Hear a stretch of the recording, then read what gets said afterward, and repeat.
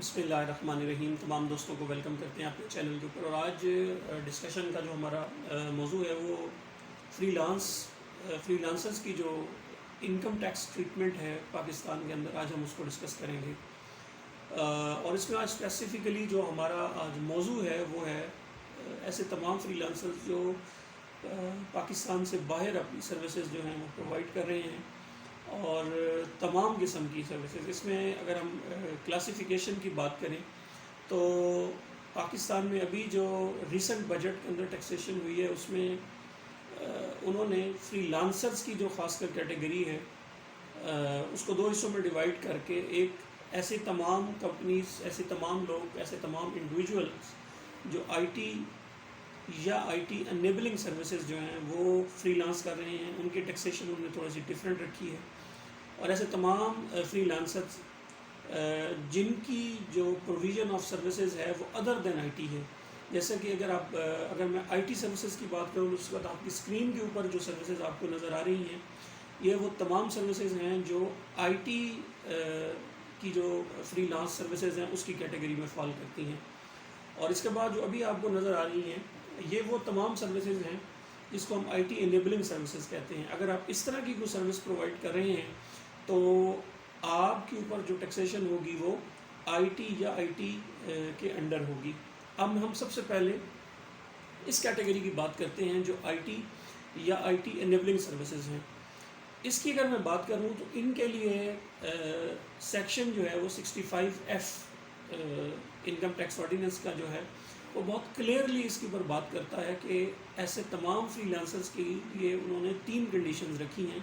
ایک تو وہ اپنی annual income tax return file کریں گے، اپنی ود ہولڈنگ ٹیکسز کی جو معاملات ہیں وہ بھی پہلی بات ہے کہ پیمنٹ کرتے ہوئے بھی اس کے اوپر ود ہولڈنگ کریں گے، اور ود ہولڈنگ ٹیکس کی جو اسٹیٹمنٹ ہے اس کو بھی باقاعدگی سے فائل کریں گے. اور تھرڈ کنڈیشن ان کے لیے یہ ہے کہ وہ اپنے آپ کو سیلز ٹیکس کے اندر بھی جو ہے رجسٹر کروائیں گے.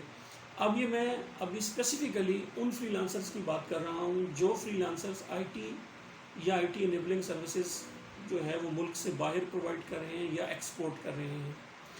اگر تو وہ یہ تینوں کام کر رہے ہیں جو میں نے پہلے آپ کو بتائے ہیں، وہ ان کنڈیشنز کو میٹ کر رہے ہیں ریگولرلی، تو ایسے تمام افراد کی انکم اگر پاکستان میں تھرو بینکنگ چینل آئے گی تو وہ ایگزمپٹ ہوگی، اس کے اوپر کوئی ٹیکس نہیں ہوگا.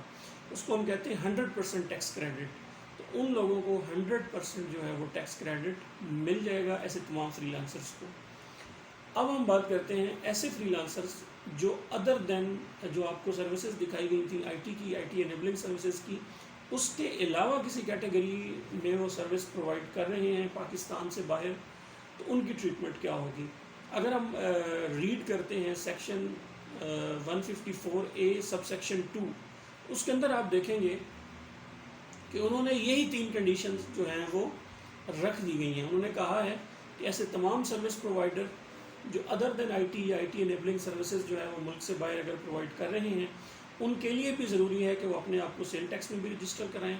اگر وہ ایسے کوئی ایکسپینسز کی پیمنٹ کر رہے ہیں جیسے سیلری ہے، رینٹ ہے، تو ان کے اوپر جو بھی ود ہولڈنگ ٹیکسز ہیں وہ پراپرلی ود ہولڈ کر کے گورنمنٹ ایکسچیکر میں جمع ہوں گے، اور اپنی کوارٹرلی اور اینول جو ود ہولڈنگ ٹیکس کی اسٹیٹمنٹس ہیں وہ بھی فائل کریں گے، سیلز ٹیکس کی منتھلی ریٹرنز بھی فائل کریں گے، اور انکم ٹیکس کی جو ہے وہ اینول جو اپنی ریٹرن ہے وہ بھی جو ہے وہ سبمٹ کرائیں گے.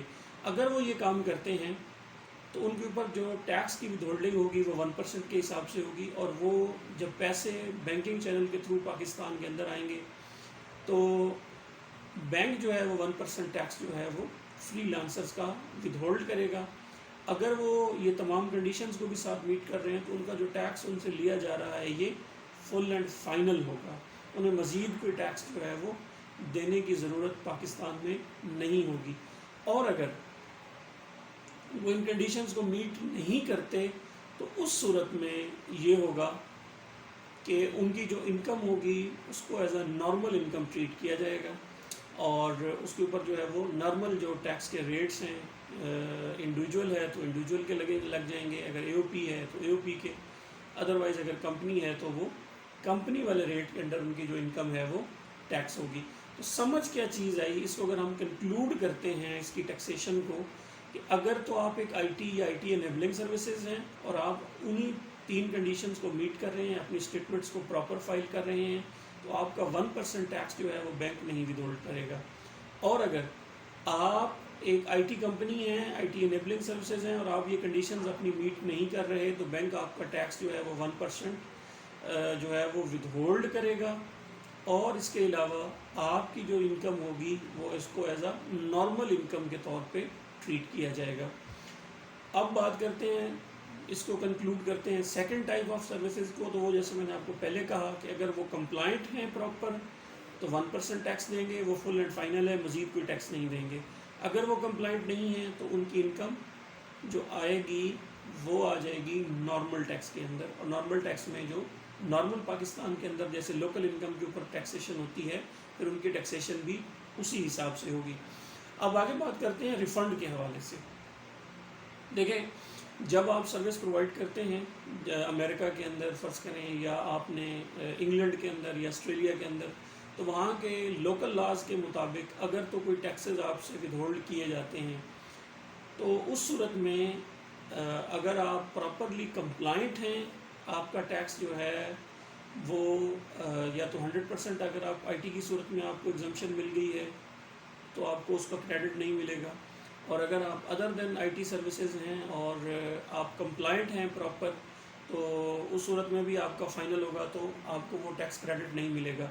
लेकिन अगर आप नॉन कंप्लाइंट होते हैं या आप ऑप्ट करते हैं, आप ख़ुद गवर्नमेंट को ये कहते हैं और आपको ये सिलेक्शन हर साल करनी होती है कि जब भी आप अपना रिटर्न गोशवारा फाइल करेंगे, आप ख़ुद सिलेक्ट करेंगे कि क्या आप फ़ाइनल के अंदर अपनी जो टैक्सेशन है वो कराना चाहते हैं फ़ाइनल टैक्स के अंदर या नॉर्मल टैक्स के अंदर।